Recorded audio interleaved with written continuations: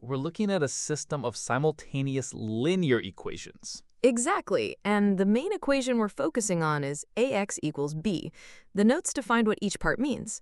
A is an m by n matrix that's given, and b is a given vector in f to the m. Our goal is to find x, an unknown vector in f to the n. Okay, so we have this equation, ax equals b. Why are we trying to solve it? What's the point? That's what the next page is about. The notes lay out the 3 key questions we need to answer. First, when does a solution even exist? Why is that the first question? Can't we just assume a solution exists? Not always. That's why we have to figure out the conditions for a solution to exist. The second question is, if a solution does exist, is it unique or are there infinitely many? Oh, I remember this from high school math. Sometimes a system of equations has one answer, no answers, or infinite answers. Is this the same thing? It's the same idea, just with matrices.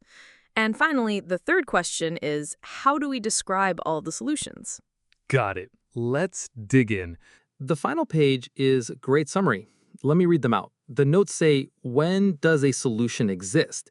Ax equals b has solutions if and only if b belongs to f of a of f to the n, which means b is a linear combination of the columns of a. The next point is, how many solutions are there? If by mention kernel of a is 0, the solution is unique. Otherwise, infinitely many solutions exist. And finally, how can we describe them? Dimension kernel A is the degrees of freedom of the solution. This actually makes sense now. I feel like I have a much better handle on it. Me too. Let's grab some coffee before we start the next topic. Good idea. This was a lot to take in.